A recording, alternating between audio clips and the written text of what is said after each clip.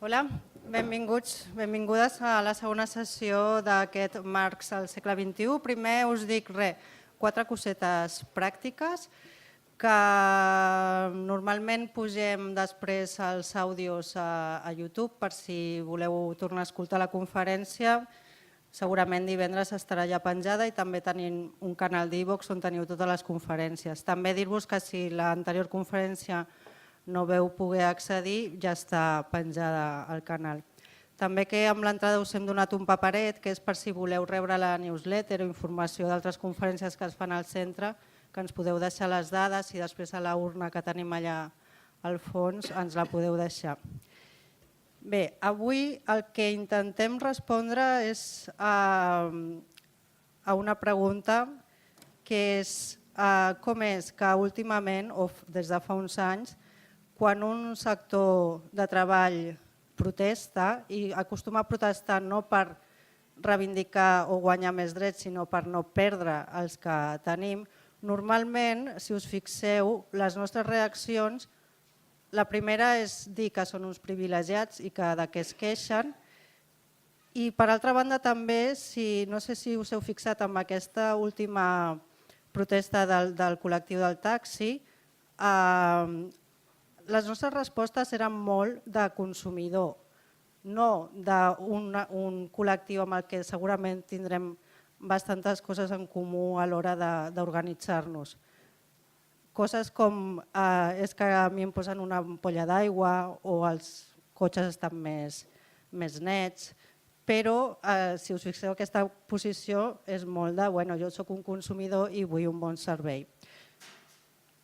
Com us deia, la pregunta que volem preguntar és com hem arribat aquí, en què participa d'aquesta actitud la dissolució de la consciència comuna de classe, com han canviat les relacions laborals i cap a on anem.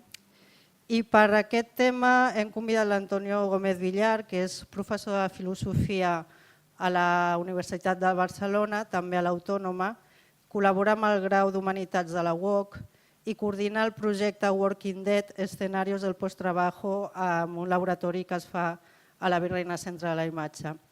Les seves línies d'investigació tenen a veure amb la redefinició de la concepció de classe, atenent a noves subjectivitats i relacions polítiques, socials i culturals, i també està especialitzat en acció col·lectiva, és a dir, en moviments socials.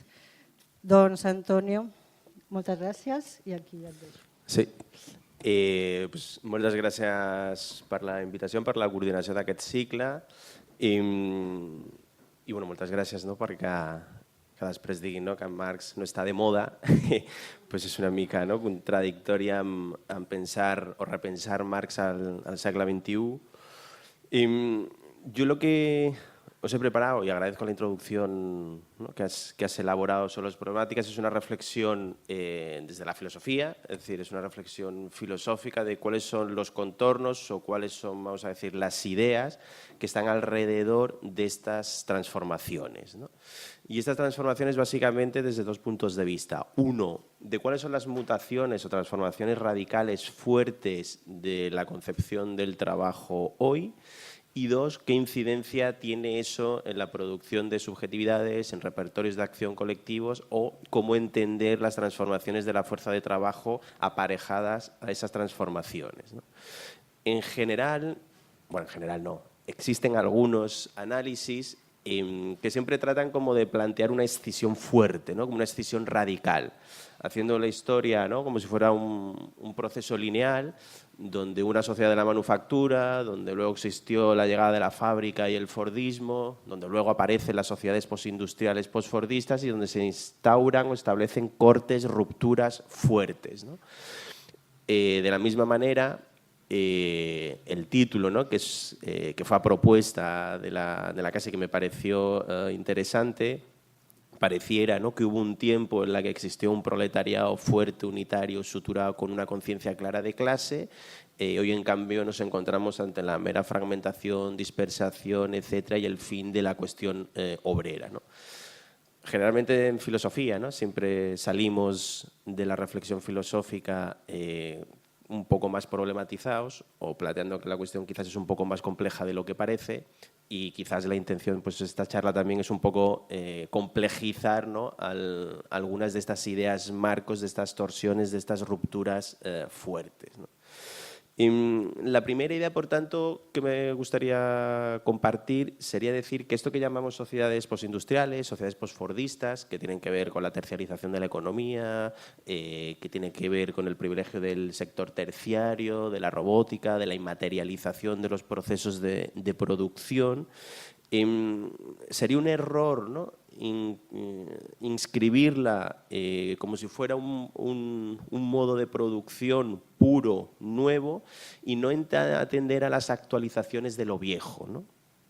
De hecho, si alguna novedad tiene el posfordismo, o si alguna novedad tiene las sociedades postindustriales, es que son capaces de reeditar en un mismo tiempo histórico todas las formas de dominación que se han producido a lo largo de la historia. O dicho de otro modo, las formas de dominio actuales son formas de dominio que incluyen formas de dominación propias del capitalismo del siglo XIX, son formas propias del sistema feudal, son formas propias de la explotación del sistema de fábrica y son formas propias, vamos a decir, de la matriz más postfordista, de las enfermedades y de los malestares asociados a ella. Podríamos decir con Paolo Virno, que es un filósofo italiano, que la naturaleza de la dominación del posfordismo es como si fueran manchas de leopardo, ¿no? Es decir, es como si fuera una exposición universal que es capaz de reeditar toda la historia del trabajo, y el gesto sería el de la simultaneidad sincrónica, ¿no?, de diferentes tiempos históricos que se reeditan en uno mismo.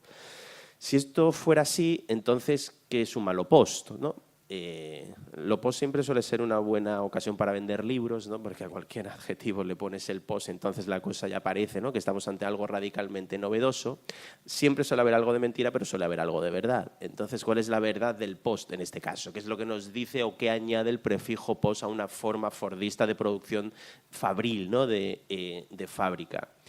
Aquí, yendo a nuestro amigo barbudo que tenemos aquí encima, en el capítulo primero del Capital, en el capítulo que se llama Maquinaria y Gran Industria, Marx hace un análisis muy interesante, porque Marx lo que nos dice es que en cada una de las fases del desarrollo capitalista hay una forma dominante de trabajo que tiene la capacidad de asimilar a todas las demás. Es decir, si nos vamos a la sociedad del siglo XIX, que es la sociedad capitalista, la Inglaterra del siglo XIX, que es la que piensa Marx, habríamos de decir que el trabajo fabril fue un trabajo hegemónico en la economía global, aun cuando en términos cuantitativos del número de personas que se dedicaban a la producción fabril, pues era menor que respecto a otros sectores de la producción como la agricultura o la ganadería.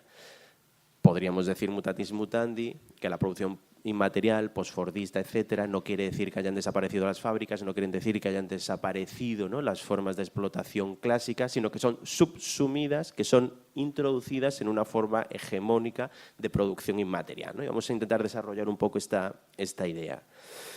La industria era hegemónica en el sentido de que tenía la capacidad de articular una atracción, vamos a decir, centrípeta, ¿no? Es decir, tenía la capacidad era hegemónica porque logró obligar a las demás formas de producción a industrializarse, ¿no? Por ejemplo, la agricultura fue modernizada como industria. Cuando eso ocurrió, la granja progresivamente se fue convirtiendo en una fábrica. La fábrica logró incorporar la disciplina fabril, la tecnología, las relaciones salariales, ¿no?, que ponían en la transición del viejo siervo al nuevo ciudadano. Esta transformación es una transformación que no solo afecta al interior de la fábrica, sino que es una transformación que produce o que disciplina el conjunto de la sociedad, ¿no? No es casualidad, ¿no?, como apunta Foucault, que la escuela se parezca a la fábrica, que la fábrica se parezca al cuartel, que el cuartel se parezca al psiquiátrico, ¿no? Por tanto, sostener que el trabajo inmaterial, ¿no?, la producción de signos, la producción, vamos a decir, virtuosa de aquello que no deja una producción material tras de sí, ¿no?, es decir, lo que puede ser esta propia charla, aunque bueno, luego vendrá el audio y habría que analizar el soporte, pero aquello que no deja una producción material tras de sí, sino que creamos valor desde un punto de vista comunicativo, lingüístico, relacional, social, etcétera, no quiere decir en modo alguno que el trabajo material haya desaparecido, sino que bien probable se encuentre en la misma situación que se encontraba el trabajo fabril en el siglo XIX, siglo XX.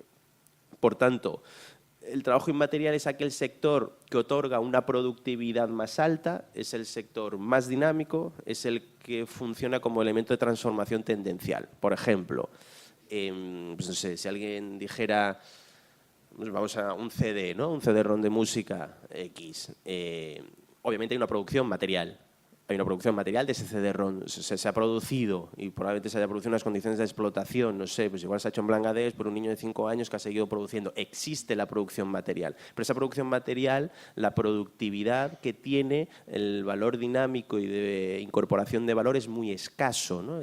No sé lo que valdrá elaborar eso, el tiempo, la materia y la energía que supone. Lo decisivo es qué pasa cuando ese CD-ROM, ¿no?, se convierte pues no sé, ¿no?, en un CD-ROM de Rosalía, ¿no?, cantando los chunguitos, ¿no? Es decir, el rollo de... Es decir, cuando analizamos eso, todo lo que va desde el CD-ROM material a lo otro es todo un proceso de producción inmaterial. Hay formas de vidas, hay previamente, en los años 70, ¿no?, la rumba carcelaria de la delincuencia, no sé qué, un modo de ser de vida de esta radio que es capaz de ser capturado, el modo en que lo reedita la otra tal, a partir de una producción de una imagen que se desliga. Es decir, no hay una anulación de lo anterior, sino una reactualización y una hibridación, ¿no?, de los modos de producción. Entonces, si esto es así, la pregunta es, segunda idea, ¿qué pasa con la fábrica?, ¿no? Es decir, ¿qué pasa con la fábrica? ¿Dónde queda?, ¿no? Hay una transición importante que creo que va de lo que podríamos llamar el régimen fabril al régimen empresarial, ¿no? Fijaos, si leemos los textos más mainstream, ¿no?, de la teoría económica dominante, el concepto de empresa es siempre sinónimo de iniciativa privada, ¿no? La iniciativa privada ese es el espíritu, por así decir, del capitalismo, ¿no? Es decir, el mismo término empresa deriva de la idea de emprender, y la idea de emprender quiere decir iniciativa a realizar, y esa realización siempre está ligada a una actividad puramente individual. Por tanto, empresa está bastante lejos del sentido humanista y del sentido renacentista que en algún momento tuvo. Empresa como dar forma humana, ¿no?, a algo, y hoy el modo en que nos llega el concepto de empresa es un modo que escinde, que rompe o que contrapone la empresa al trabajo. Fijaos, un filósofo francés, se llama Gilles Deleuze, habla de la separación entre la función empresa y la función fábrica, ¿no? Y esto me interesaría analizarlo a través de un comunicado que dio la empresa Alcatel, o sea, el antecedente, ¿no?, en 2001, en el que Alcatel anunció, la multinacional Alcatel anunció que se independizaba de sus 11 fábricas, ¿no? ¿Qué quiere decir esto?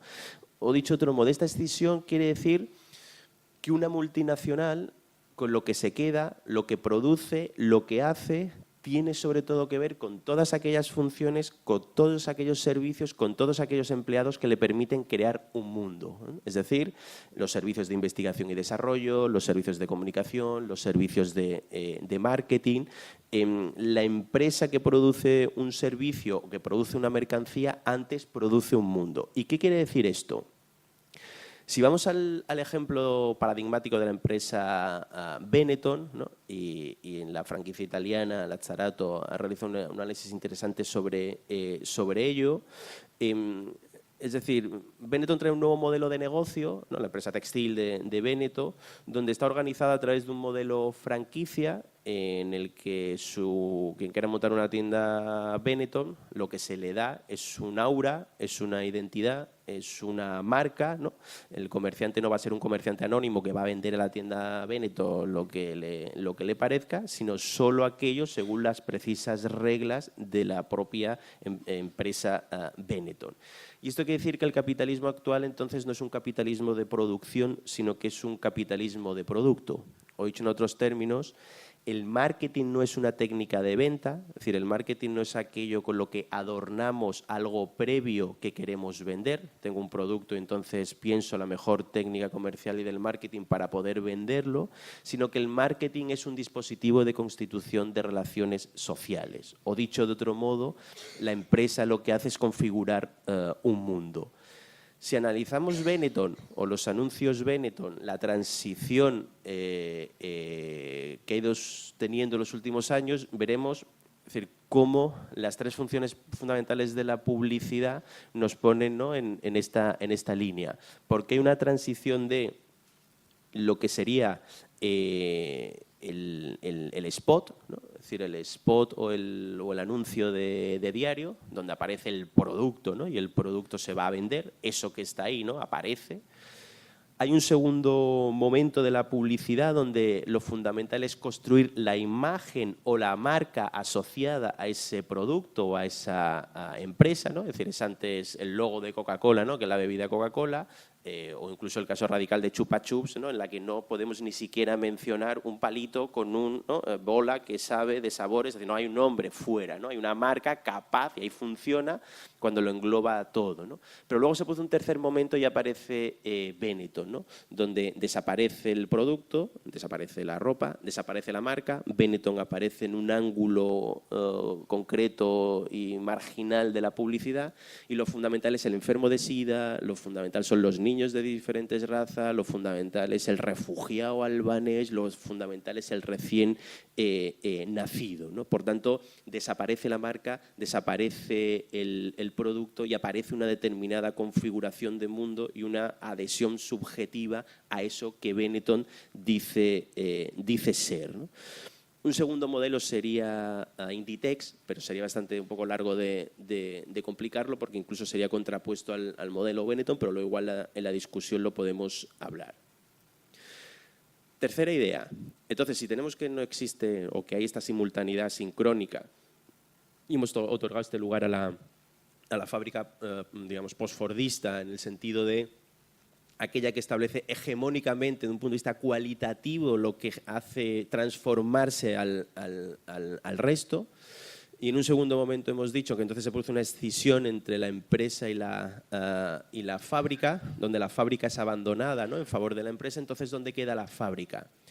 La fábrica postfordista es una fábrica que ha roto o que carece de muros, que carece de paredes, porque es una fábrica social, ¿no? Es decir, los procesos de valorización son procesos que se extienden al conjunto del biosocial. Hay una desterritorialización, hay una diseminación de los procesos de producción. Barcelona es un caso paradigmático de ello, ¿no? Es una marca registrada, ¿no?, como marca, donde la producción del valor de la marca Barcelona no ocurre en el interior de unas paredes fijas, sino a través de una multiplicidad de dispositivos financieros, turísticos, inmobiliarios, comunicacionales, etcétera, que es capaz, ¿no?, de poner a producir materialmente todo en función, ¿no?, de esa nueva fuerza centrípeta que es la marca inmaterial Barcelona. Barcelona se puso guapa, Barcelona es la mejor botiga del món, Barcelona vio la nueva experiencia, ¿no?, o el último spot, ¿no?, que es Barcelona, no sé, ¿no?, pero han hecho una nueva, no me acuerdo cuál es el último lema, ¿no?, de la reactualización de la propia marca Barcelona. Por tanto, habríamos de decir que el trabajo ocurre en un no lugar, ¿no? Es decir, lo propio de la fábrica postfordista es no ser o no tener una especificidad física concreta, donde además los objetos, las mercancías pueden ser sustituidos por signos rápidamente, ¿no? Las propias tecnologías del lenguaje, ¿no?, precisamente aluden a esa capacidad propiamente humana y la posibilidad de desterritorializar eso en un ámbito otro. Y cuando una Smart City o cuando la posibilidad de que nuestras actividades sean capturadas, son contabilizadas a través de diferentes algoritmos y eso genera valor, entonces ese proceso fuerte de aceleración lo que nos está diciendo es que la información puede atravesar instantáneamente o producir valor a una velocidad mucho mayor que la que podría producir cualquier humano, con lo cual no solo la dimensión de tiempo se ve en crisis, ¿no?, de una escisión entre vida de trabajo, vida de no trabajo, sino también hay una dimensión espacial de los lugares en los que se produce y no se produce. ¿Qué pasa con la fuerza de trabajo, ¿no? Segundo punto. ¿no? Esto se fuera, sería punto 2, 2.1, ¿no? La fuerza de trabajo en el marco de la empresa. Lo que tiene lugar es una fuerte empresarialización de la vida, ¿no? Hay una nueva concepción de lo social, una nueva privatización de lo social, que el primero que tuvo la intuición, aunque él no lo liga a la matriz postfordista, que quizás es lo que le faltó en los cursos del Colegio de Francia, ¿no? En el 79 Michel Foucault, El nacimiento de la biopolítica, donde nos viene a decir que desde el punto de vista del trabajador, el salario que recibimos ya no solo es, ¿no? Fruto de la venta de la fuerza de trabajo, tal como lo había teorizado Marx, sino también es un ingreso de su capital, ¿no? Es decir, trabajador y capital son uno y la misma cosa. ¿Y qué quiere decir esto? Esto quiere decir, va en paralelo, ¿no? A todas las teorías neoliberales, el Ronald Coase, etcétera, de eso que se llama el capital humano, donde la transformación del trabajador en capital humano lo que quiere decir es que debemos garantizarnos a nosotros mismos nuestra propia formación, debemos garantizarnos a nosotros mismos el crecimiento, la acumulación, el mejoramiento, aprender idiomas, hacer cursos, másters, doctorado, ir al extranjero, vivir experiencias. Por tanto, el trabajador ya no es solo un mero factor de producción en el que el otro nos paga por aquello que hacemos, sino que hay algo previo en el que nosotros invertimos cual empresa en nosotros mismos, creando nuestra propia marca, creando el propio mundo que somos. Esto suele decirse a veces, ¿no? Es que hoy la vida ha sido puesta a trabajar, ¿no? Y a mí me parece que esto es un poco impreciso, porque no es tanto que la vida ha sido puesta a trabajar, es decir, que las prerrogativas que nos definen como Homo sapiens son puestas a valorizar, ¿no? Es decir, no solo se nos pide hacer algo mecánicamente aburrido, etcétera, que pueda hacer un robot, sino que las ideas, la imaginación, la inventiva, aquello que nos hace humanos es puesto a producir. No solo la transformación postfordista implica eso, sino que implica algo, me parece un poco más radical, y es que la vida deja de ser algo objetivo para convertirse en algo subjetivo. O sea, trabajar es trabajar nuestra propia vida, o dicho en otras palabras, vivir es gestionar nuestra propia vida, ¿no? Y este espacio de gestión en el que nos convertimos no hace falta que montemos nuestra pequeña empresa ni que vayamos mañana a la Seguridad Social a darnos de alta como autónomos, ¿no? Basta como si funcionáramos con sus lógicas, con sus actitudes, con el modo en que nos relacionamos con el mundo de manera instrumental, con el modo instrumental en el que nos relacionamos con los otros, el modo en que vamos acumulando capital social, capital de relaciones, etcétera, ¿no? Claro, aquí también se podría decir, bueno, pues esto, porque si decimos solamente que el trabajo, ¿no?, ha devenido vida, o que las vidas son puestas a trabajar, entonces tendríamos que acotar o decir que esto es la primera vez que ocurre, pues todas las teorías de la esclavitud, todas las teorías del dominio patriarcal nos muestran cómo la vida siempre ha estado en el centro y ha sido un objeto de dominio, ¿no? Por tanto, la novedad más radical a la que asistimos hoy no sería tanto el modo en que el trabajo permea la vida, sino el modo en que vivir y trabajar son una y la misma cosa, ¿no? Hay un trabajo sobre sí, ¿no? Yendo otra vez a Marx, ¿no?, y releyendo a Marx desde el punto de vista de la fuerza de trabajo, ¿no?, que esto es lo que abordaría también en el capítulo 7, ¿no?, libro primero del Capital, hay también en el libro primero donde aborda el problema del fetichismo de la mercancía, y el fetichismo de la mercancía Marx dice que es la ocultación, ¿no?, la ocultación del carácter social del trabajo, ¿no? Es decir, pareciera, pues no sé, ¿no?, que esta botella aparece aquí, ¿no?, pero no hay detrás, ¿no?, un tiempo de trabajo humano abstracto al que podemos reducir, ¿no?, quienes han producido.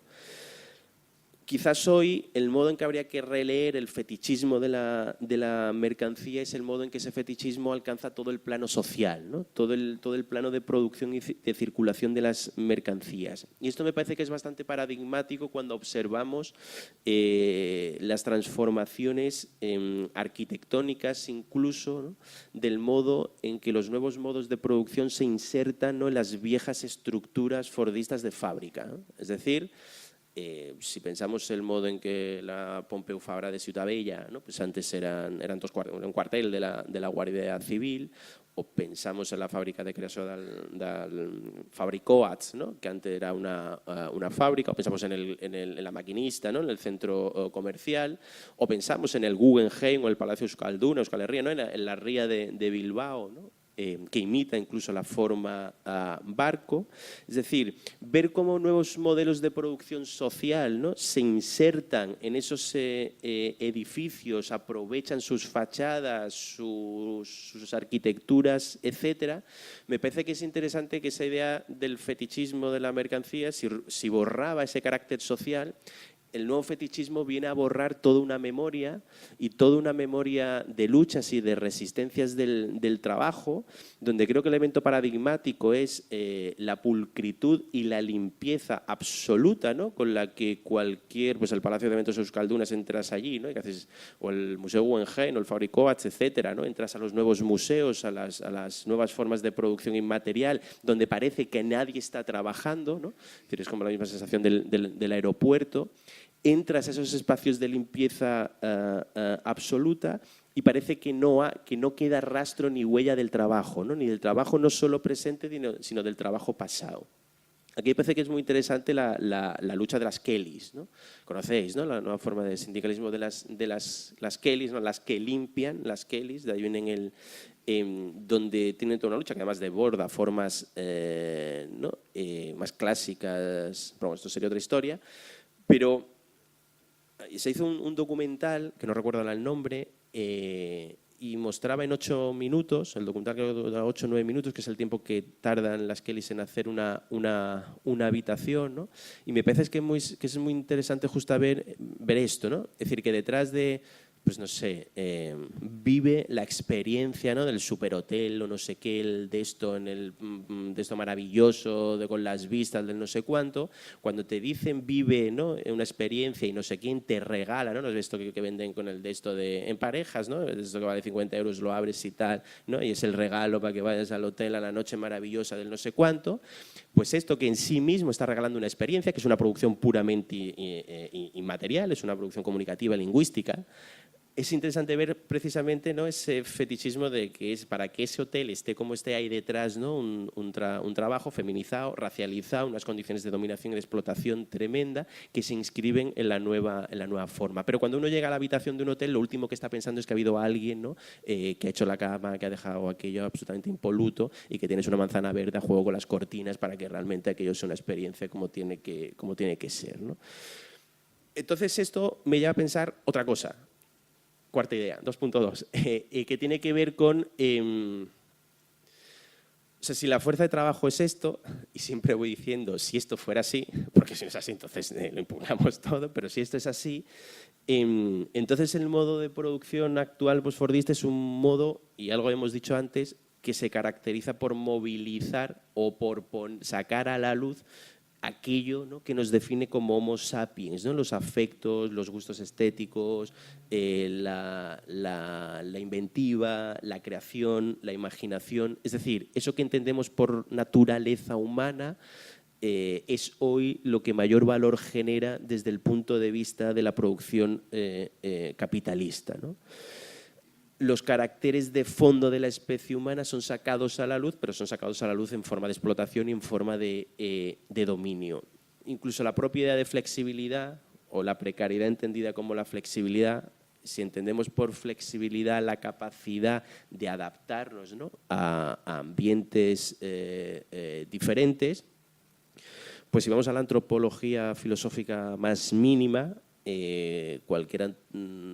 decir, la tesis más básica de la antropología filosófica diría que el ser humano, si es algo, es un ser no especializado, es decir, que hay una carencia de relaciones, ¿no?, de instintos especializados, o es mucho más pobre en relación al resto de los animales, y que toda la cultura siempre trató de disimular o de esconder esta condición, ¿no? Es decir, la fábrica fordista, la creación de la ruptura de los commons, el nacimiento del industrialismo, es la de introducir, romper formas de vida, ¿no?, e introducirlos en lo que redesarrolla el propio Marx, ¿no?, la capacidad de los capitalistas de coger a fuerza de trabajo, dar las herramientas, enseñarlos a cooperar y que eso pudieran producir. Todas las historias y las narrativas de los éxodos, de las fugas, del absentismo, del ludismo, de salir, de exceder esa relación de dominación, dan cuenta justamente de la singularidad irreductible a las nuevas formas de dominio. Por tanto, el postfordismo hace una cosa que es bastante seductora, y que va en relación, ¿no?, al modo, ¿no?, en que la racionalidad neoliberal juega con el deseo, y es que naturaleza y cultura coinciden. Hay una condición mínima nuestra ontológica de lo que somos que coincide con aquello que la sociedad o con los modos o disposiciones de poder y de producción determina. Es más, la propia inestabilidad, ¿no?, es decir, en el discurso más mainstream neoliberal, nunca se va a entender, ¿no?, como un déficit, sino siempre una oportunidad al riesgo, al atreverse, emprende, corre, tú puedes, vamos, deprisa, adelante, ¿no? Y aquí hay un elemento fundamental que tiene que ver con la relación de la deuda, ¿no? Es decir, el modo en que la deuda configura, o el elemento crediticio o el predominio de lo crediticio, más allá, ¿no?, de análisis que analizan y han hecho unas genealogías de la deuda, pues, desde los tiempos de la colonización, e entienden, ¿no?, la propia, ¿cómo se llama?, el antropólogo anarquista, pues luego me acordaré, ¿no?, hacen un rastreo de la deuda como algo que no es para nada novedoso, ¿no?, sino que los propios procesos de colonización se explican ya como relaciones crediticias norte-sur, relacionándolo con lo anterior y sobre todo con esta empresarialización de sí.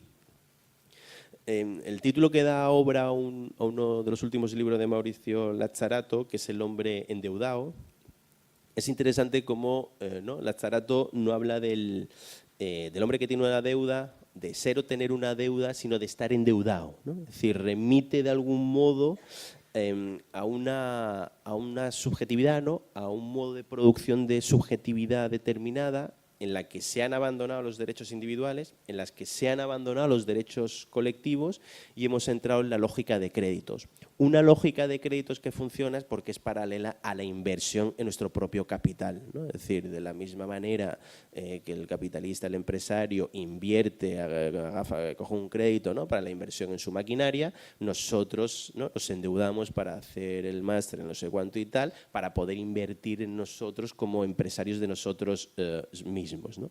La deuda, por tanto, articula un proceso de individuación muy fuerte, y la deuda, antes que una relación bancaria, una relación puramente económica, es un modo de gobernar, porque trata de moldear, de influenciar en el comportamiento que tenemos en el mercado laboral, o cómo nos comportamos nosotros como fuerza de trabajo. Y esto por varias razones o varias ideas que vendrían a sostener que la deuda tiene, sobre todo, como idea primera, un intento de influenciar el comportamiento. Fijaos, cuando uno está en deuda, porque ha adquirido un bien, un inmueble, un bien inmaterial, lo que fuera, lo primero que tiene que hacer es maximizar todos sus esfuerzos, toda su empleabilidad, ¿no?, adaptarse a lo que hay, ¿no? Esto es lo que hay, la racionalidad normativa de lo posible, no hay más cera que la que arde. Por tanto, tengo que hacer lo que sea para poder adquirir ingresos, para poder salvar esa deuda, ¿no? Es decir, hay aquí una primera idea básica, ¿no?, de moldeamiento de las conductas. La siguiente idea es la movilización de la culpa, ¿no? Es decir, la deuda es un tipo de poder que opera a partir de una ética de la promesa, ¿no? La promesa es la de voy a satisfacer la deuda que he contraído contigo, y además una falta, ¿no? La falta, aquello que tuve que hacer yo, ser deficiente, ¿no?, y por tanto la necesidad de contraer aquella deuda, ¿no? Por tanto, la ética del trabajo, ¿no?, en el sentido weberiano, que es una ética del esfuerzo, de la recompensa, del sacrificio, etcétera, se ve complementada con la deuda con la ética de la promesa, ¿no?, una ética a futuro, ¿no?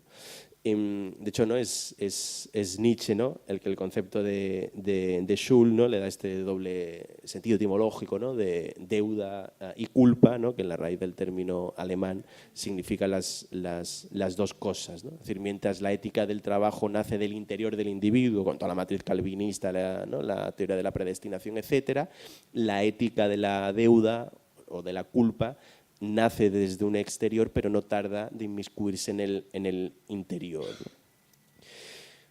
Cuando disciplinamos a los individuos o cuando tratamos de modelarlos sus comportamientos para poder honrar, ¿no?, esa deuda, esa promesa, esa falta, entonces esto le permite al capitalismo hacer algo que es bastante interesante y perverso, que es poder disponer del futuro, ¿no?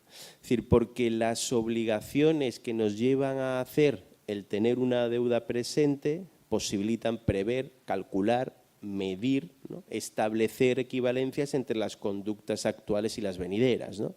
Es decir, desde un punto, desde la cuestión más cotidiana y la primera relación crediticia en las que nos vemos inmersos, que tiene que ver con el modo en que pagamos el alquiler o recibimos el salario, ¿no? Es decir, pues todos los que hoy tienen un empleo, pues si hoy es día 19, ¿no?, pues vuestras empresas y a mí las universidades, pues me deben 19 días, ¿no? Es decir, yo desde el día 1 hasta el 19 he estado trabajando y de momento gratis porque nadie me ha pagado nada y a ninguno de los empleados que estamos aquí, ¿no? En cambio, con la casera, ella me debe 11 días, porque yo el día 1 le pagué el mes entero, pero todavía hay 11 que no he disfrutado, ¿no? Es decir, hay un disciplinamiento, una sujeción de los individuos en el espacio y en el tiempo y una previsión, ¿no?, de la posibilidad de prever, de calcular, de medir cómo nos vamos a comportar, ¿no? Los efectos que tiene sobre la subjetividad, entonces, permiten… la economía de la deuda permite establecer un puente entre el pasado y el futuro, es decir, aquel gesto de los revolucionarios parisinos de 1830 que disparaban a los relojes, hoy ya no es posible, ¿no? Es decir, porque el tiempo ha estallado, porque no existen manecillas capaz de, ¿no?, hacer ese gesto subversivo, y es aquí donde el presente se ve descapitalizado en pro de un futuro que lo es todo. Es decir, la economía neoliberal es sobre todo una economía vuelta al porvenir, ¿no? Es una economía de las finanzas, que es siempre una promesa de futuro, y las innovaciones financieras suelen tener como innovación esa finalidad, ¿no?, y es objetivar el futuro, ¿no?, traer el futuro al presente para poder disponer de él de antemano, ¿no? No es casualidad esta enfermedad ¿no?, que las siglas en inglés es FOMO, ¿no?, que es el Fear of Missing Out, que es el miedo, ¿no?, el terror a estar perdiéndome algo, ¿no? Es decir, la idea de nunca estamos donde estamos, ¿no? Siempre estamos desplazados hacia otro lugar, ¿no? Es decir, estamos aquí en la charla, pero no sé si alguien se está perdiendo otra cosa y tal, y podría estar en no sé dónde y podría estar haciendo tal, y entonces, ¿no? Es decir, esa imposibilidad, ¿no?, de quedarnos quietos, ¿no?, ese desplazamiento crediticio al futuro y relacionarnos con el mundo como si fuera una estructura de oportunidad, ¿no?, a la caza y captura de aquello que me va a posibilitar, ¿no?, rendir más y mejor e invertir en mi propio capital humano, genera una disposición subjetiva bastante fuerte. Última idea, a modo de conclusión o de resumen, ¿no? Por tanto, es 2.3. Ahora entonces, esto que llamamos precariedad, o esto que se conoce con el nombre de precariedad, que tiene conceptualizaciones muy diversas también en relación desde las disciplinas que las abordemos, efectivamente, desde un punto de vista laboral, pues tiene que ver con unas condiciones de temporalidad, de inseguridad, de bajos salarios, de incertidumbre, etcétera. Esto, si lo pensamos un poco desde las ideas o de las reflexiones anteriores, nos podría llevar a pensar que la precariedad es sobre todo un tipo de vulnerabilidad, y es un tipo de vulnerabilidad que se nos impone como una condición existencial, es decir, desborda absolutamente los marcos del trabajo. Es un error pensar la precariedad simplemente como relación laboral, precariedad versus estabilidad. Básicamente porque los modos y las formas de poder extraer renta exceden por completo la forma jurídica del empleo. Multiplicidades de tareas, de actividades, etcétera, generan valor sin que a ellos se le llame empleo, aunque siga siendo trabajo. No solo desde el modo en que podemos comportarnos día a día y cada paso que damos, etcétera, está generando un valor añadido a eso que hacemos, sino también desde el punto de vista de cómo la nueva economía neoliberal o las nuevas modalidades de producción, es decir, podemos obtener renta durante un mes, durante meses, sin por ello tener necesidad alguna de pasar por ningún circuito de la forma empleo, ¿no? Es decir, si yo me levanto por la mañana, ¿no?, y enciendo la aplicación Uber y entonces tengo un no sé cuánto, un servicio no sé qué, y luego resulta que dejo el coche pero suena el globo porque en el restaurante de abajo estoy apuntado a no sé qué cosa y tal, y entonces es el momento en el que hago el reparto, luego termina la hora de comer, con lo cual de 4 a 6 se me queda así un poco la tarde medio muerta, pero hay un mueble ahí que voy a vender en el Wallapop y entonces es el momento que cargo, voy y lo llevo, y luego vuelvo, etcétera, etcétera, etcétera. Es decir, todo esto que va sucediendo genera renta, ingresos monetarios, ¿no? Pero es un lugar de una exclusión, de una vulnerabilidad tremenda, al margen de derechos, en una situación de excepcionalidad, pero es una situación de excepcionalidad curiosa porque genera una vulnerabilidad que es una zona de abandono, donde no es la pura exclusión, sino más bien una zona de indeterminación, es una zona zombie, ¿no?, donde la forma de dominio no viene tanto por la pura exclusión de la sociedad, sino por el modo en que se trata de incluir, ¿no?, o el modo en que se trata de capturar esas formas o esas fuerzas de trabajo sin ser remuneradas o sin dotarle de los derechos necesarios, ¿no? Por tanto, precariedad es un estado existencial, y es un estado existencial fundamentalmente como fuente de sujeción política, es una nueva disposición vital a la explotación, ¿no?, un control y modalización de los modos en los que nos componemos y se rompen, ¿no?, formas de vida tradicionales, y sobre todo ese es el nuevo modo que regula la nueva relación entre el capital, ¿no?, y el trabajo vivo, que si bien, ¿no?, tiene cesuras y rupturas y transformaciones importantes, pues aquí, ¿no?, hay un señor que nos desveló cosas interesantes, modalidades de explotación, metodologías, ¿no?, el historicismo, dialéctico, no sé qué y tal, que podemos releer a la luz de las nuevas transformaciones, ¿no?, en torno a estas dos dimensiones. Una no transformación fuertemente radical de esos modos de producción y de actualización de lo antiguo y de hibridaciones y de modos en los que se nos presenta hoy, ¿no?, y las transformaciones subjetivas, ¿no?, que nos permiten entender incluso los repertorios de acción colectiva o las modalidades que adquieren la lucha, que no es que sean ni menores, ni mayores, ni mejores, ni peores que las de hace décadas. Esto lo podemos discutir luego. Podríamos, ¿no?, cartografiar un poco esta condición existencial en torno a la precariedad, ¿no?, y a las transformaciones del trabajo hoy.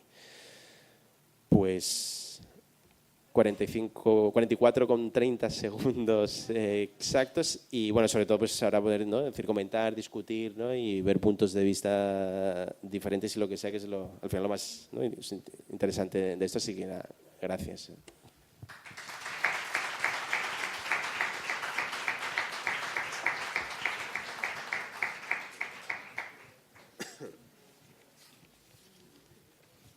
Aquí tenim un micro. Sí.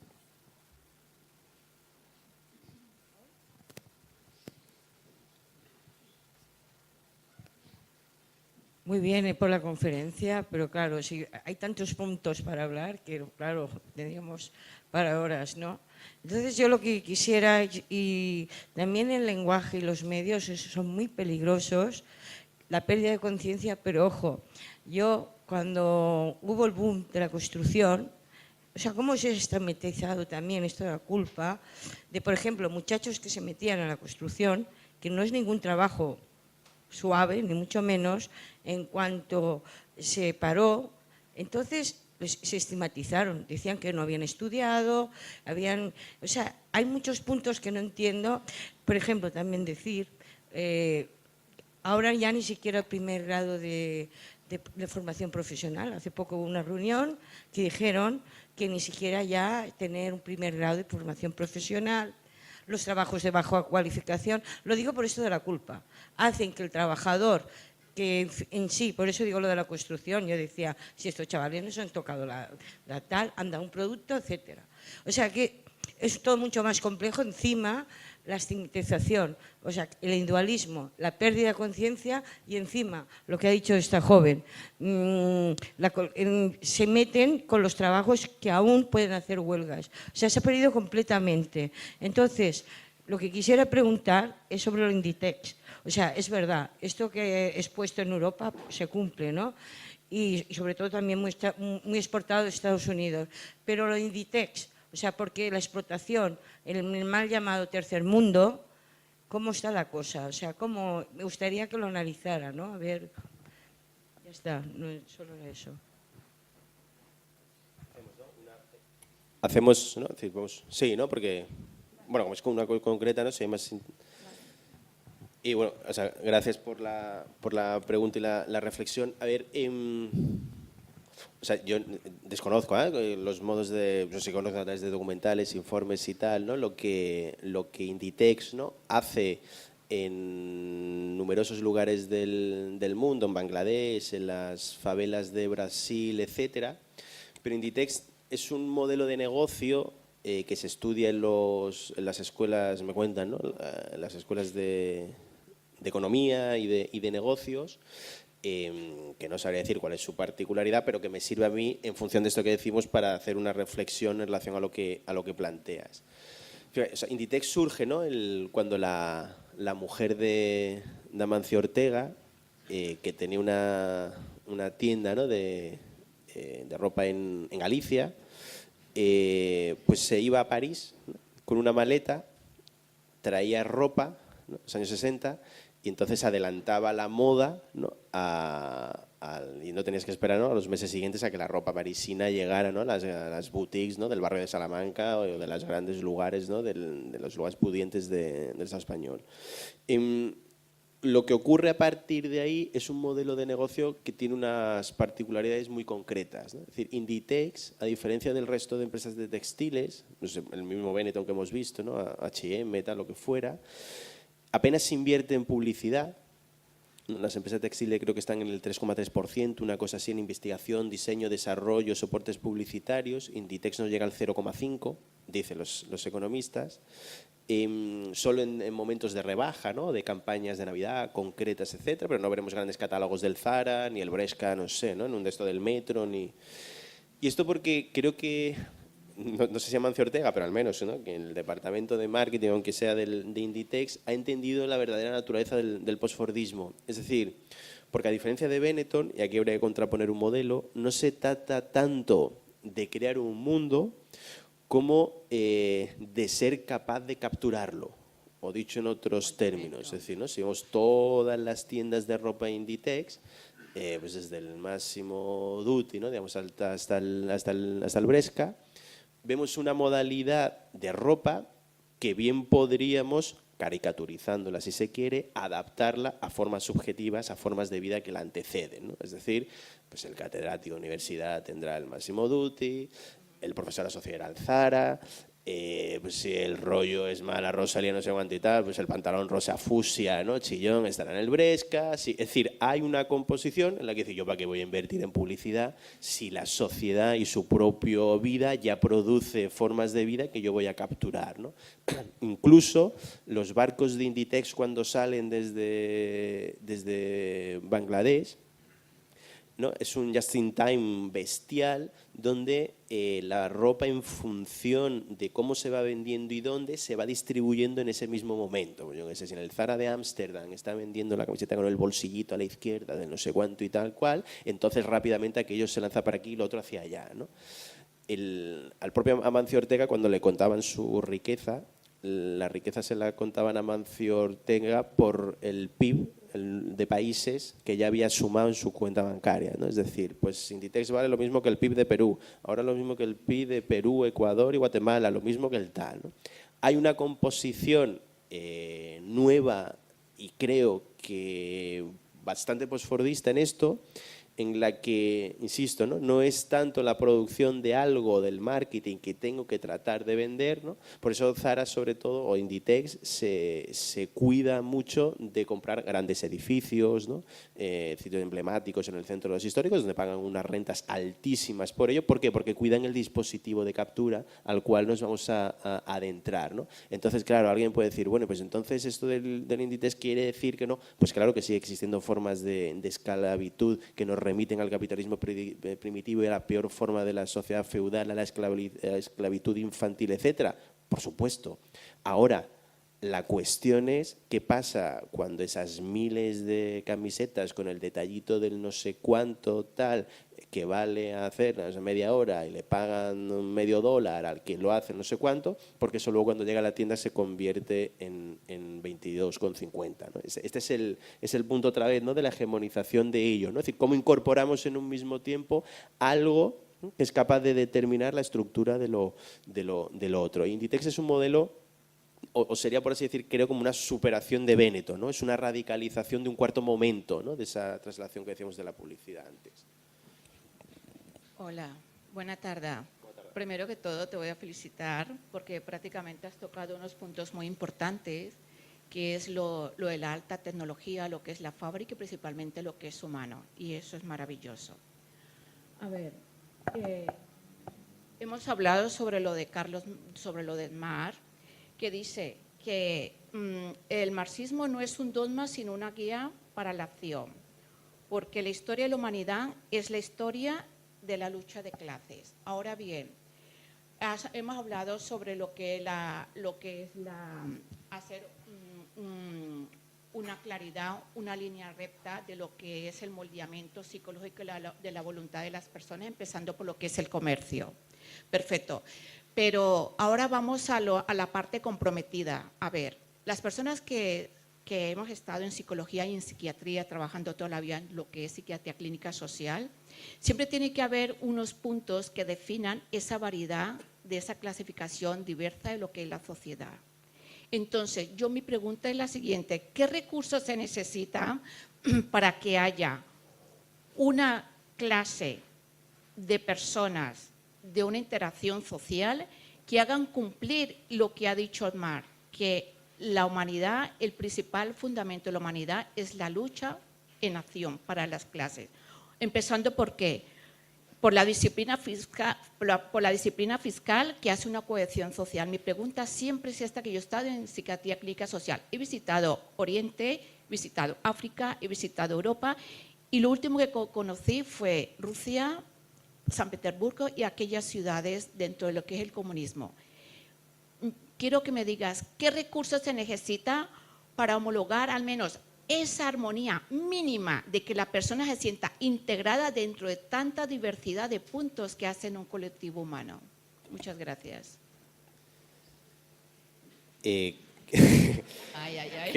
que la voy a decepcionar porque no me veo en condición. Pero o sea, por dos razones, digamos, una de tipo que por suerte, ¿no? Es decir, dos ideas, ¿no?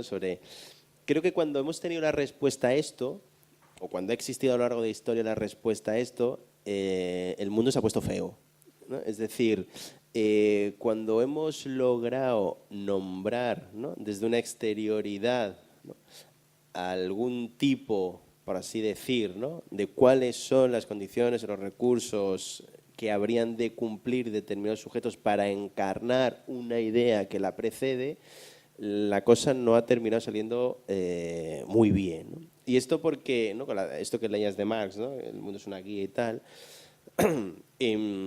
aun asumiendo digamos, una raíz desde la filosofía de la historia o desde el materialismo marxista, se me hace difícil pensar, luego de todo el giro postestructuralista, etcétera, que la lucha de clases no sea algo que se construye en la misma lucha. Es decir, el sujeto, ¿no? O eso de lo que nombras no es algo que podamos conocer a priori, sino que será siempre el resultado y su propia constitución y autoconstitución en un proceso de lucha determinado.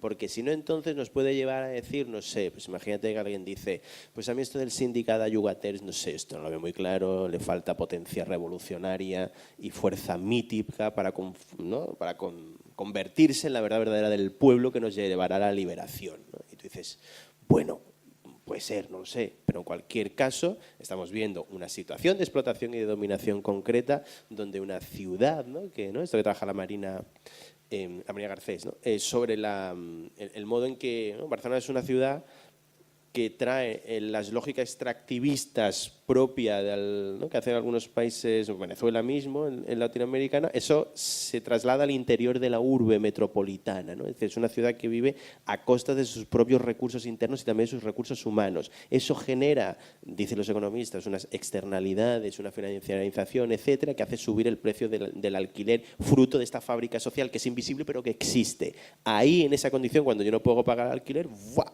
aparecen modalidades o repertorios de acción colectiva que tratan de desbordar los marcos de lo dado. Eso que está ahí, pues yo creo que Marx estaría encantado, ¿no? De conocer algo así como al sindicato de Ayugaters, que es capaz de... Ahora, la otra opción, ¿no? De la medición o la calculabilidad de cuáles son aquellos componentes que tal, uno precisamente por un mundo, ¿no? Fragmentario, inestable, plural, no subsumible a una sola lógica en las sociedades complejas, es imposible, e incluso cuando nos encontramos en sociedades de masa o sociedades más homogéneas donde la conflictividad social estaba clara, poder introducir ese elemento de lo múltiple, de lo diferente, simple, ¿no? Y no la irreductibilidad al uno, genera otras disposiciones que quizás, ¿no? nos hacen abandonar determinados repertorios sobre, bueno, no, es decir, sería un poco la... Por tanto, o sea, la mente, ¿no? Es decir, no hay nada. Hola.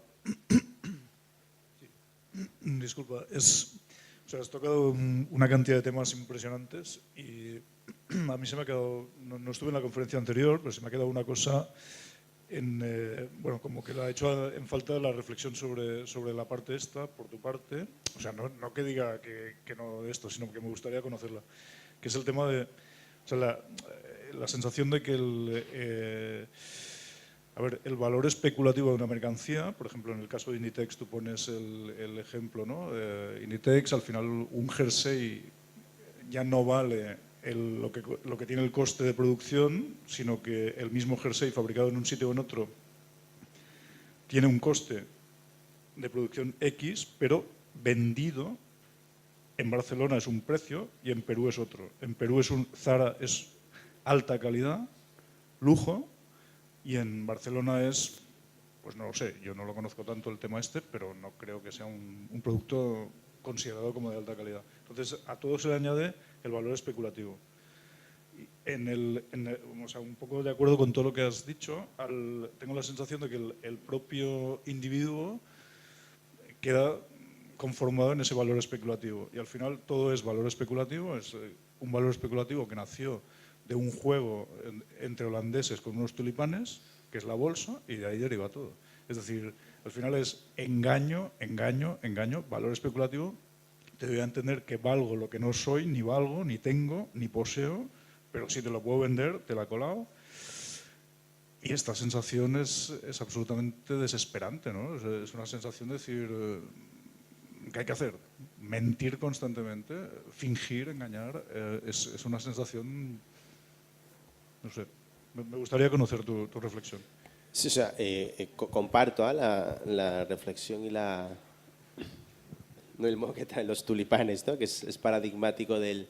Sobre todo porque cuando se habla del valor especulativo, suelen muchos análisis que tratan de contraponer lo virtual a lo real, ¿no? Es decir, como si por un lado hubiera una economía real, verdadera, de producción, y por otro lado una economía especulativa que sería algo así como una economía de casino, ¿no? Es decir, es como si fuera un juego que sucede en una esfera independiente que tiene sus propias reglas, pero quizás lo interesante desde el punto de vista de la individuación que dices es pensar cuál es esa conexión, ¿no? Y creo que esa conexión tiene que ver con que el modo en que se presenta hoy lo financiero creo que es un nuevo modo de acumulación originaria incluso. Es decir, cuando vemos un proceso de privatización, es decir, un proceso de privatización, no sé, de la educación, de la sanidad, de las pensiones, etcétera, eso solo es posible articularlo sobre aquellos comunes creados previamente, inscritos en luchas de años y de siglos que se lograron determinadas conquistas, y sobre esa base, que es colectiva, introducir, ¿no?, el punto de privatización, que simplemente es vampírico, que es depredador, que no crea nada, que solo extraes, al tiempo que generas una individualización muy fuerte, ¿no? Es decir, ese, ¿no?, el modo en que Marx describe la acumulación originaria, ¿no?, los primos comuns y las rupturas y la relación colonial, etcétera, creo que tiene mucho que ver con eso, ¿no?, con esa capacidad contrarrevolucionaria, si se quiere, de expropiar, ¿no?, formas, memorias, luchas, conquistas, etcétera, y ahí se introduce el elemento de la individualización y entonces aparece como lo especular, entonces aparece como ese valor añadido, entonces aparece como aquello que hay que alcanzar, ¿no?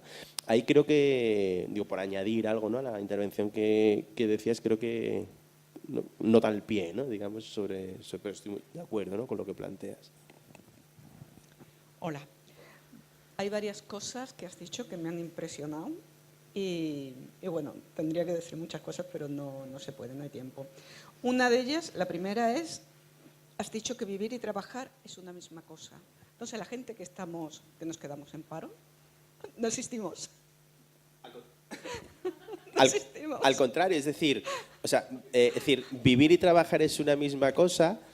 Y idea segunda, es decir, desde este punto de vista, desde el punto de vista de esta racionalidad neoliberal, el quedarse sin empleo no habría de ser vivido, ¿no?, como una angustia, sino como una oportunidad, ¿no? Es el momento, un nuevo impulso, ¿no?, un paso atrás para, ¿no?, para coger etapa, para reciclarnos, una nueva vida. Es decir, el punto, ¿no? Foucault tiene un pasaje sobre esto tremendo, ¿no?, en el que alguien cuando está en paro hace dos cosas, ¿no? Es decir, trata de volver, cuando trata de volver se forma el curso, el no sé cuánto, es decir, cuáles son todas las... Y dos, había en Alemania un colectivo que se llamaban los parados felices,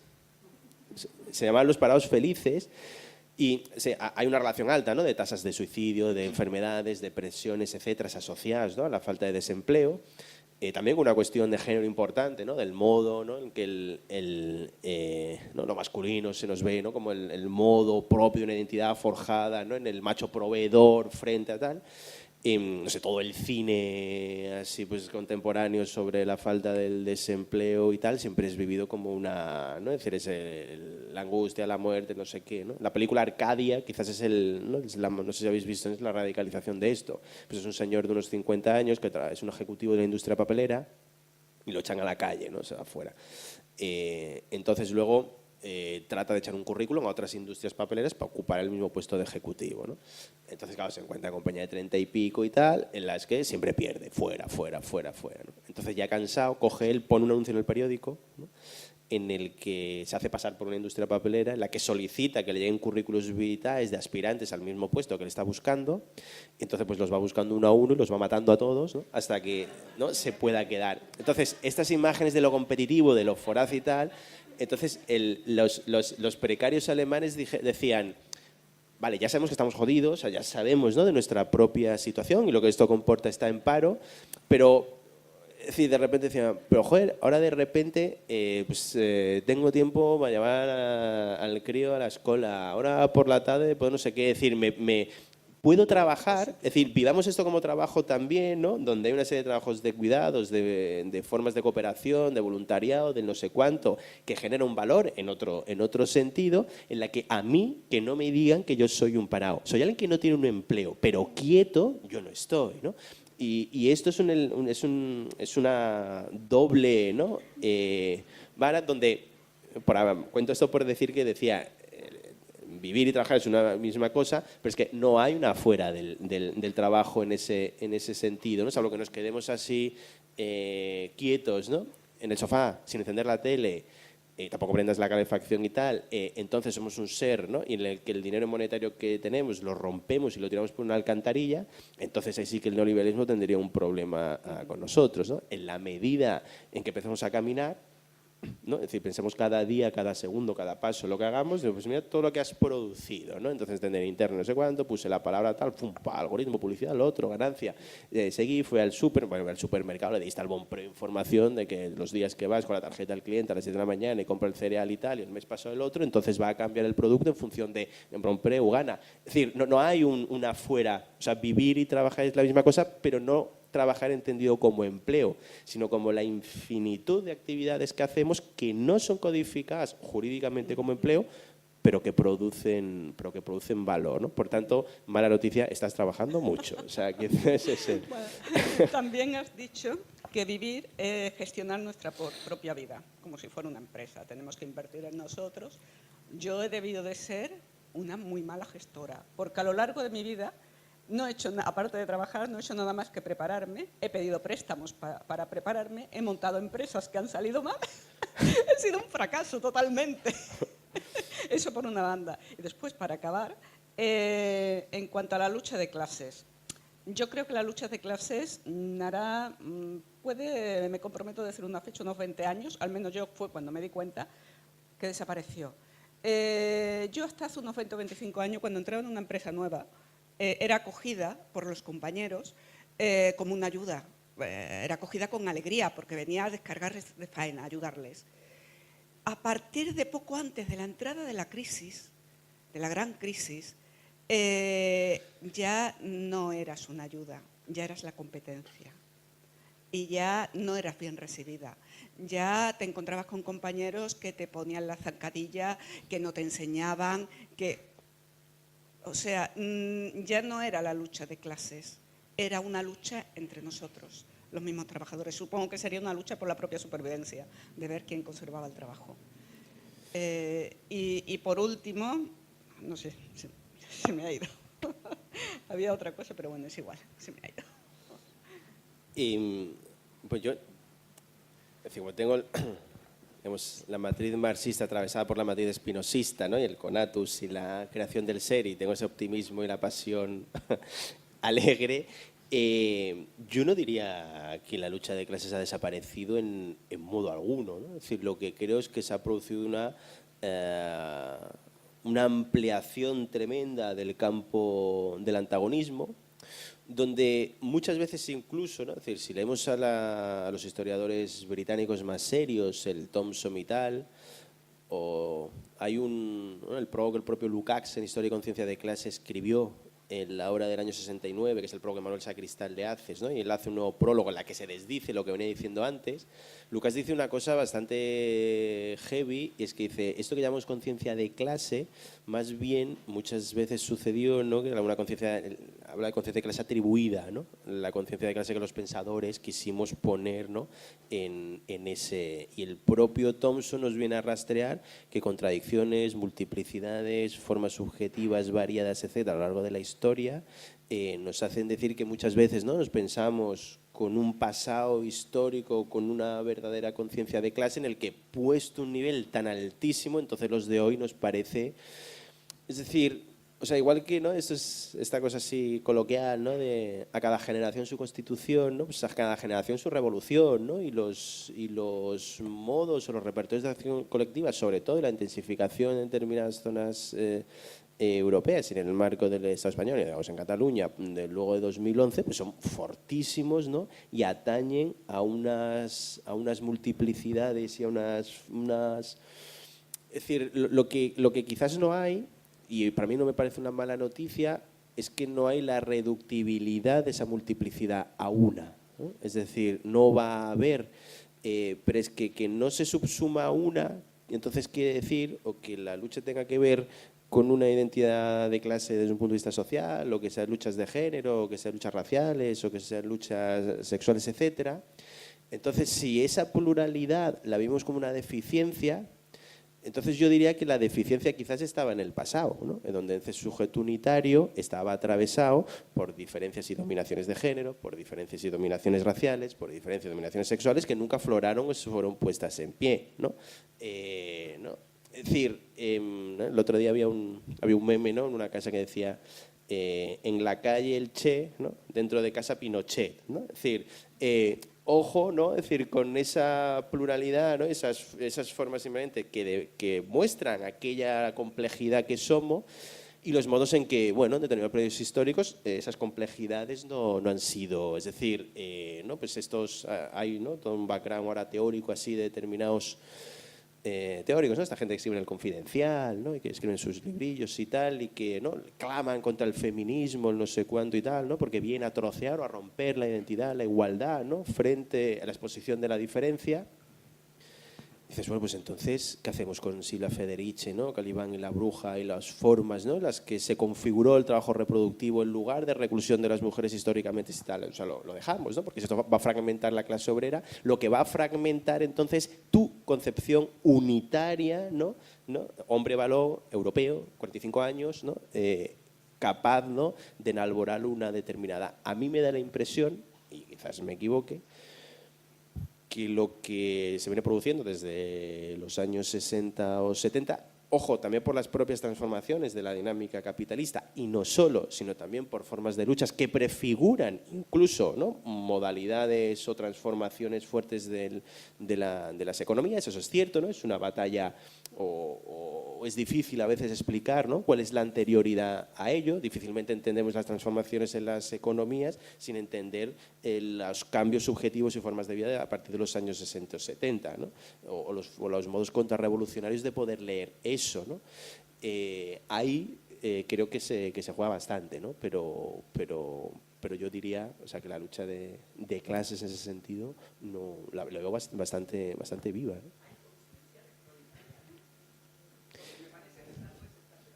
Claro, es que el concepto de conciencia a mí se me ha parecido problemático, ¿no? Porque cuando hablamos de conciencia, lo que estamos hablando es de que hay dos entidades establecidas. Es decir, hay una relación de explotación que el que está en una situación de explotación no conoce. Hay alguien que está fuera de esa relación, que en teoría habría de ser el partido, ¿no?, o alguna estructura colectiva que sí sabe, ¿no? Entonces, el modo de conectar esa ausencia de conocimiento, la materialidad de la explotación y esa expansión política bajo la forma de vanguardia, partido, lo que fuera, es a través de la conciencia. Pero eso suele ser siempre bastante problemático porque supone una superioridad del que sabe sobre el que no sabe, una superioridad en la medida en que hay una verdad que yo sé y conozco y el otro no, y que hay que desvelar, ¿no?, cuando quizás lo que deberíamos de preocuparnos es ver cómo en esa materialidad de la explotación o de dominación, hay una relación de dominación, es decir, el esclavo puede estar en una relación de dominación, el obrero de la fábrica, lo que fuera, pero el modo en que eso se puede unir con una expansión política determinada, no hay ningún nexo a priori.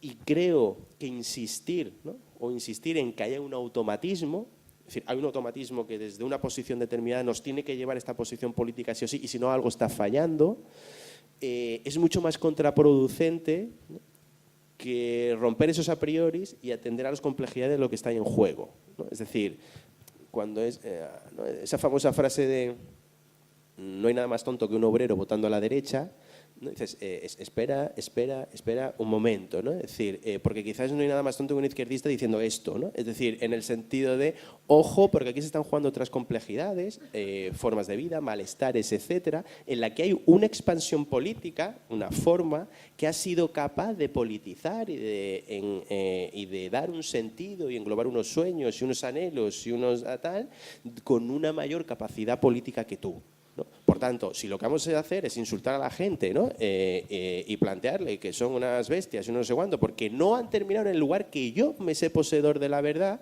mejor, ¿no?, decir una cura de humildad y poder plantear o ver la deficiencia en nosotros, ¿no?, con lo complicado que sería ver en nosotros, y que quiere decir eso, en la medida en que ese automatismo es algo que está por construir, ¿no?, porque si no, aparecer con unos repertorios donde también, ¿no? es difícil, ¿no? Estas ideas, insisto, pueden tener un elemento bastante contraproducente, sobre todo porque las identidades políticas hoy son identidades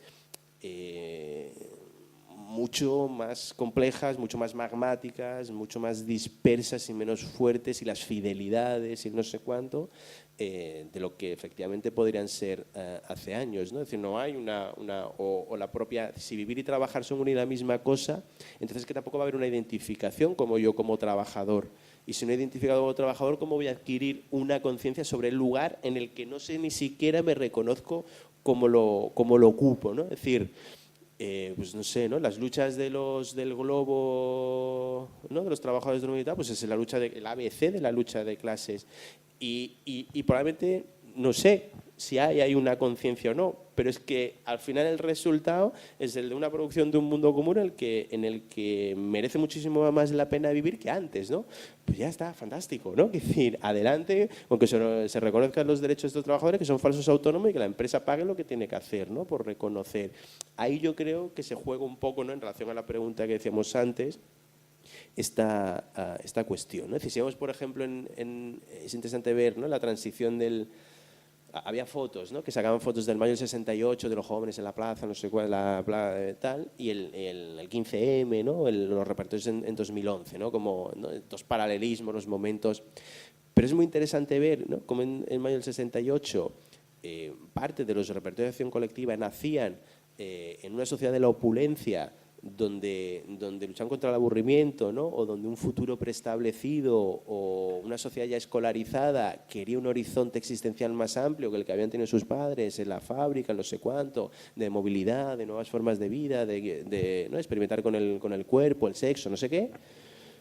Y de repente, 50 años después, dices, sí, ponme esta foto, pero resulta, mira dónde hemos llegado, en la que aparece el miedo, la inseguridad, la precariedad. Por favor, ¿no? Es decir, cierra, quiero una sociedad de seguridad, de certezas, de certidumbres, donde el tal, ¿no? Y dices, hay un elemento más revolucionario en uno que en otro, hay más conciencia. Bueno, pues hijos, ¿no? o somos, ¿no? De nuestro tiempo, y a partir de ahí, ¿no? Vamos conformando sobre ese 68 revolucionario subversivo, y es entonces el 15M una cosa réfora, así poco, pues no, es el 68 una cosa de pijos, ¿no? Que les da igual la igualdad social, la pobreza, y lo que quieren es una vida realizada, y entonces el 15M es vuelta otra vez a... No, quiero decir, ¿no? Al final son como componentes múltiples y complejos los que se juegan ahí, creo yo, ¿no? Es decir, vamos.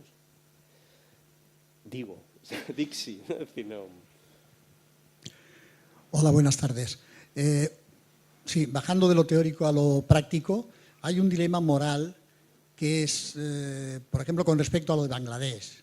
¿Qué es peor? Mejor seguro que no hay ninguna de las dos cosas, pero ¿qué es peor? ¿Que una persona no tenga ningún trabajo y se muera de hambre? ¿O tenga un trabajo mal pagado y explotado y por lo menos no se muera de hambre? No lo sé, yo no sé la solución. Me gustaría tenerla, aunque sé que los filósofos, más que soluciones, lo que plantean es dudas posteriores. Pero, en fin, a ver si me pudieras aclarar un poquito, o si hay una tercera vía. Ya sé que la tercera vía sería decir, sí, démosle un trabajo bien pagado y coche y un mes de vacaciones, ya lo sé. Pero ante eso que realmente no es lo que está en el mundo, ¿dónde estaría un poco lo menos malo de las dos cosas? Gracias. Voy a tratar de que los filósofos haciendo preguntas podamos prefigurar una respuesta, ¿no? Porque la pregunta nos lo jugamos casi todo.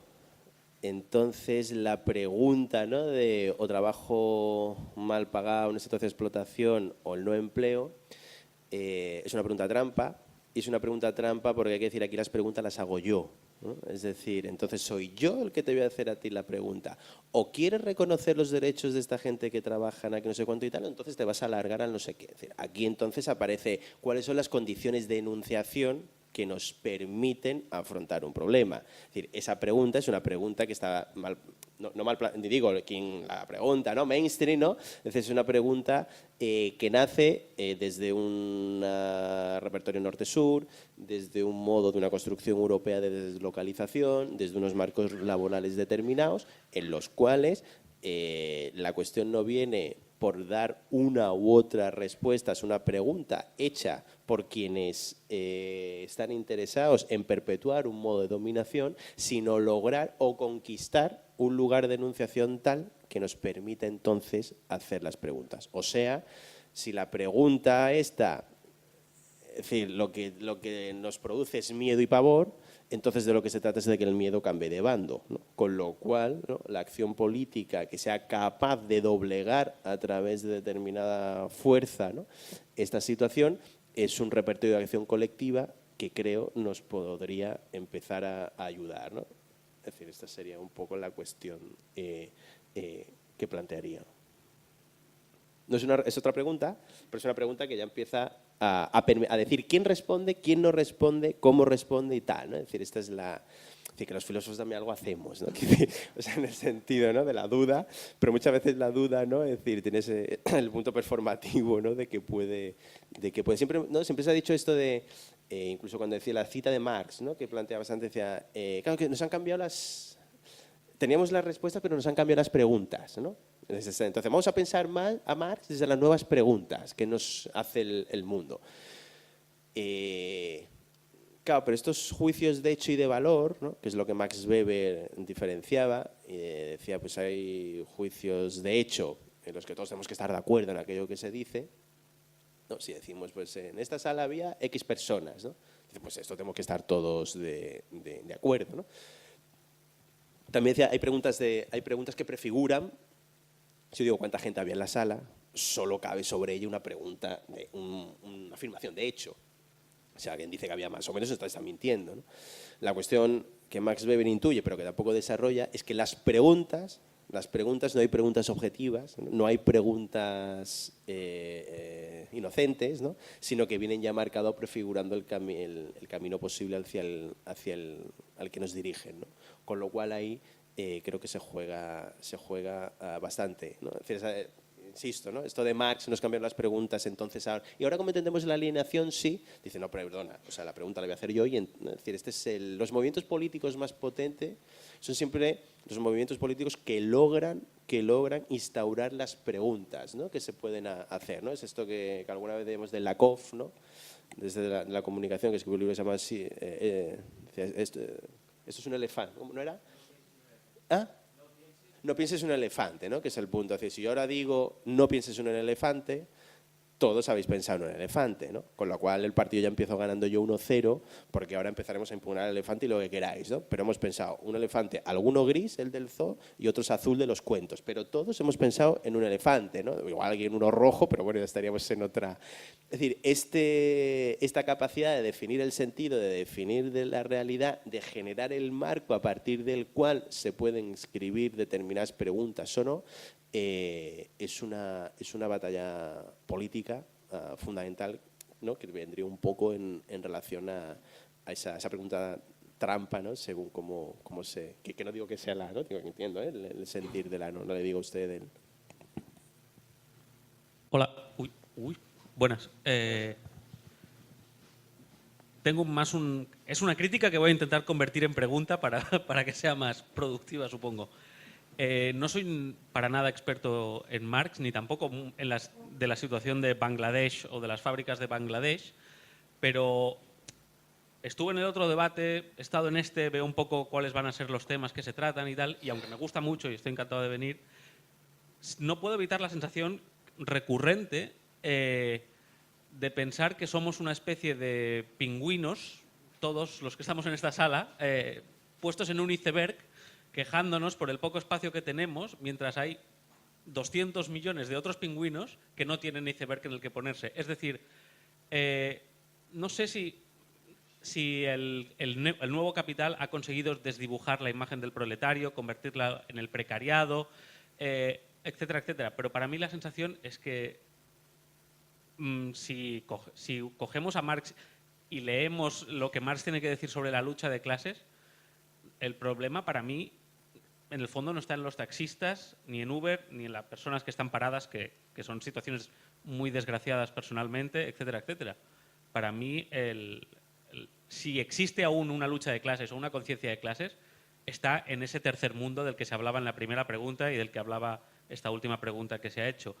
Es decir, me da la sensación que podemos estar aquí debatiendo sobre esto en la comodidad de que nosotros estamos en ese primer mundo. Es decir, hablamos de conciencia de clases buscando un proletario o buscando una identidad proletaria que obviamente ya no podemos tener porque ya no lo somos. Es decir, nosotros, con perdón, estamos impepinablemente en la tesis. Lo queramos o no lo queramos, con más conciencia o menos conciencia. Es decir, la revolución creo que en todo caso nos la harán a nosotros. Siempre, nunca desvirtuando el tema de la multiplicidad, es decir, no quiero crear la sensación de bandos, etcétera, etcétera. El mundo hoy en día lo entendemos de una forma mucho más multidisciplinar y mucho más multifacética y en eso estoy de acuerdo. Y ese tercer mundo engloba muchas cosas, ¿no? Y quizá en ese tercer mundo obviamente están las mujeres que sí que comparten nuestro día a día y viven en nuestra misma ciudad. Y otras razas, etnias, culturas, etcétera, etcétera. Pero se me hace difícil entender a Marx en el siglo XXI sin hablar de ese tercer mundo, sin hablar de esas personas que realmente son las explotadas y las alienadas y son las que realmente viven en una realidad que se parece mucho más a la que Marx describía. Obviamente que nosotros no nos encontramos en los textos de Marx. Sí, el capitalismo nuevo será muy seductor, nos habrá cambiado la imagen, nos ha individualizado, pero es que en el fondo realmente no somos proletarios ni nada que se parezca a la clase que tiene que crear, o sea, a la clase que tiene que luchar contra la clase opresora. Esa es o sea, ¿crees tú que realmente estamos en esa postura en la que nos podemos considerar la clase que debe luchar? ¿Crees que no existe clase como tal, como te preguntaban? Varias ideas, ¿no? Es decir, lo primero es que al propio Marx lo podríamos calificar de eurocéntrico y a Marx lo podríamos calificar de haber estado pensando una sociedad, la suya, la de Inglaterra del siglo XIX, en la que las colonizaciones, las formas de esclavitud, etcétera, eran muchísimo, pero muchísimo peores que las condiciones de trabajo de los obreros del siglo XXIX en unas relaciones de norte y sur. Es decir, las dominaciones globales, las dominaciones geográficas, las dominaciones, vamos a decir, norte-sur, no geográfico, eso es de político, han existido y existen, ¿no? En la época de Marx y existen hoy, ¿no? Lo que es cierto también es que esto que llamamos la fábrica social, ¿no? Incluso podríamos decir, ¿no?, la idea de que la fábrica se abre y se expande sobre la sociedad, ¿no? Sila Federici tiene una metáfora muy adecuada para esto y dice, la fábrica se abre y se chorrea sobre el tercer mundo, ¿no? Es decir, ellos producen el iPad y entonces nosotros venimos aquí, ¿no?, a contar la movida sobre ahora bien, esto que ha sido así en la época cuando Marx escribía El Capital y que es así hoy, no puede estar desprovisto de algo que me parece fundamental, y es que siempre la subjetividad es un punto de partida, ¿no? Es decir, y no podemos obviar que los dolores sociales y el modo en que los dolores, los malestares y las formas de dominación son vividas difícilmente pueden ser neutralizadas simplemente por una comparación con situaciones peores, ¿no? Es decir, que la necesaria acción política tremenda de sabernos en un primer mundo, es decir, no ya solo contra el llamado segundo o tercer mundo, sino que a escala planetaria, ¿no?, los modos de producción y de consumo que nosotros llevamos, necesitaríamos 5 planetas, ¿no?, para este modelo absolutamente sustentable. Esto que es así, a mí el problema político que se me plantea aquí es el siguiente. Y es que a mí siempre me pasa con el tema, ¿no?, del cambio climático, la cuestión ecológica, los animales, la comida, Auschwitz de animales y los cerditos y las granjas, las gallinas y no sé cuánto. Es decir, todas estas realidades que yo conozco, es decir, que no necesito, que conozco, digo, que tengo el imaginario, ¿no? Y que puedo saber, ¿no? Qué es lo que sucede. Políticamente, a mí el problema que se me plantea aquí no es el de algo tenemos que hacer que efectivamente, ¿no? Sino cómo pensar una realidad política que vaya más allá del prospecto. O dicho en otro sentido, es decir, cuando uno se compra un medicamento, cuando yo compro un medicamento y leo todo lo que tengo que tomarme, no sé cuánto, aquello horroroso, tú con fiebre, no sé cuánto y tal, eso a mí me produce cualquier cosa menos el deseo de curarme, ¿no? Es decir, hay que hacer esto, ¿no? Es decir, y creo que la labor, me parece, política, que en Occidente, ¿no? En formas debidas, posibles, solo a condición de que el resto del planeta no pueda seguir los ritmos productivos y de consumo y de gasto energético nuestro, va hacia la posibilidad de crear un horizonte que vaya más allá del prospecto. Es decir, las ideas verdaderas, y eso que has puesto es una idea verdadera, el problema de las ideas verdaderas es que no tienen fuerza intrínseca. Hay un problema como de mío también, quiero decir, nuestro, ¿no? El problema de afección, es decir, de que esa información que yo recibo y que conozco, que no es un problema de desconocimiento y que no cambia mis comportamientos individuales sustancialmente, hay un problema de afección en el mundo, es decir, mi ser, ¿no? Mi ser informado, mi ser consciente de, no transforma esa realidad. Y esto es un problema que tenía el Marx de la época, en la que, insisto, aun en condiciones de explotación, los obreros ingleses del siglo XIX vivían mucho mejor que los obreros norteamericanos, muchísimo mejor que los esclavos, o no sé cuál, que las sociedades africanas, etcétera, a una realidad que nos pueda pasar hoy. En ese sentido, y la última cuestión que termino, es decir, no creo, ¿no?, que estemos tratando de buscar la clase, ¿no?, ni el marxismo luego del fin de la Unión Soviética y de los países del Este se lanzó rápidamente, ¿no?, a la búsqueda del nuevo sujeto, ¿no? Es decir, ¿dónde estará? ¿No? Es decir, es esta idea, volvamos otra vez a aquello que hemos perdido. Pero aquello que hemos perdido es aquello que ha perdido una determinada narrativa del mundo. Aquello que hemos perdido es una gramática política, ¿no? Es decir, que tenía el verbo, la revolución, que tenía el lugar, la fábrica, que tenía el cómo, que tenía el dónde, hacia dónde vamos, el para tal cual. Y a esa narrativa, esa gramática, le falta el sujeto. ¿Quién? Me he quedado sin mi sujeto. Pero ese es un problema, entiendo, concreto de una determinada cosmovisión del mundo que entiende que hay un sujeto previo a la acción política. Desde el punto de vista, antes como respondía a la compañera, me parece, ¿no?, que el sostener que no hay un sujeto previo, que no hay la necesidad de la búsqueda de algo que dé cuenta de una relación X, es lo que posibilita además pensar sujetos, multiplicidades, agentes, ¿no?, desde una pluralidad. En esa pluralidad me parece que es decisiva la introducción del elemento norte-sur. En esa pluralidad no puede sino incorporar, ¿no?, formas múltiples, pero del mismo modo, pues no sé, ¿no?, es decir, que en el sindicalismo clásico del siglo XIX, pues la cuestión de género no era una cuestión central. Es decir, ni central, ni lateral, ni mínima, ni máxima. No existía. No había relación hombre-mujer. Solo había. De la misma manera que la fuerza del ecologismo en los años 60 y 70 no existía antes una forma de dominación ser humano-tierra, ¿no? Así podemos empezar a nombrar, ¿no?, millones de formas de dominación que no han sido nombradas en el interior de lo que se entendían que eran los proyectos emancipatorios.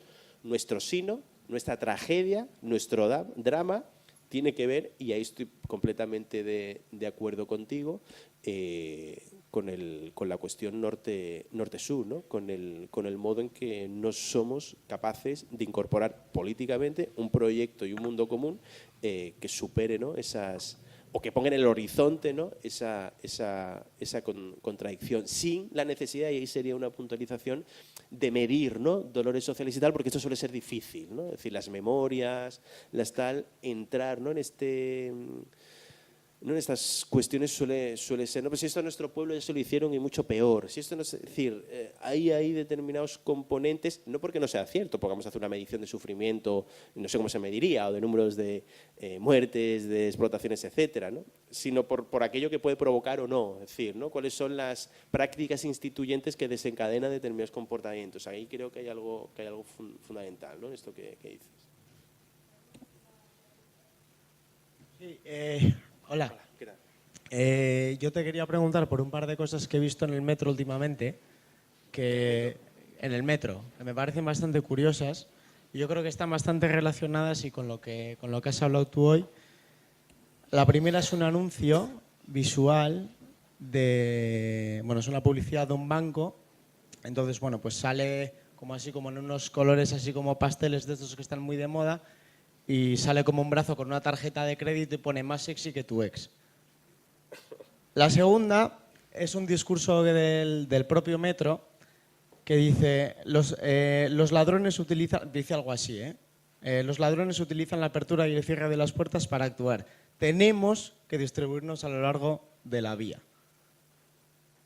Este rollo de nosotros y ellos en cuanto al trabajo, ¿qué? Esto es como el más difícil todavía.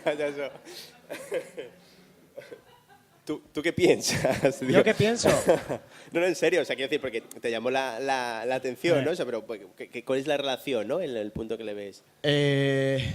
Bueno, yo pienso que poner, o sea, que como que poner ese ellos a esas personas, que al fin y al cabo, bajo mi punto de vista, lo que están haciendo es llevar a cabo un trabajo que de otra manera no podrían conseguir, en muchos casos, es llevarlos como hasta, digamos, de alguna manera, como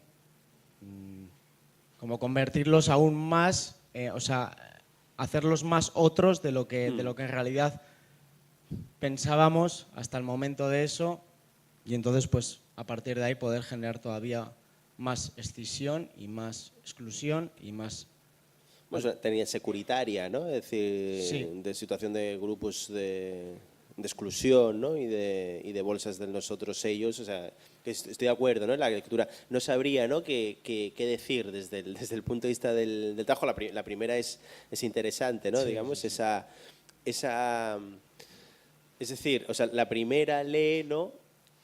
Es decir, la no fidelidad, o sea, o la ruptura, ¿no? De la identidad del trabajo, inscrita, ¿no? en una fidelidad que puedes tener o no hacia un pasado reciente de tu más sexy que tu ex, donde aquí creo que muestra, esto releyendo a Foucault, ¿no? Esto que decía, cuando decimos al inicio esto de que la granja se transforma, la propia maquinaria se industrializa y entonces la sociedad se industrializa, la posfordización de la fábrica no es solo la posfordización del ritmo de trabajo, es también la posfordización de formas de vida y modo de relacionarnos, ¿no?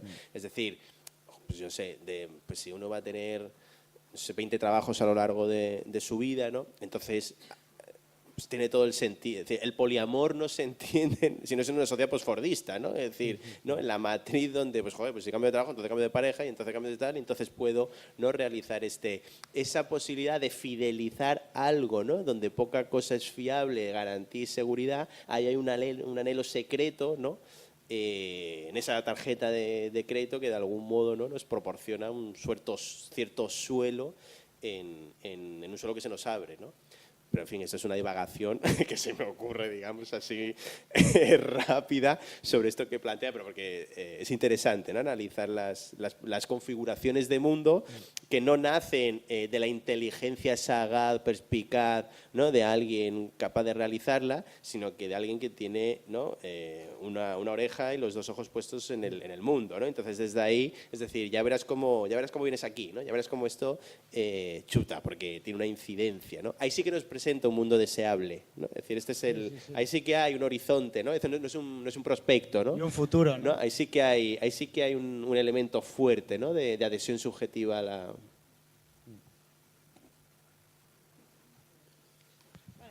Doncs ho deixem aquí. Moltes gràcies, Antonio. A vosaltres.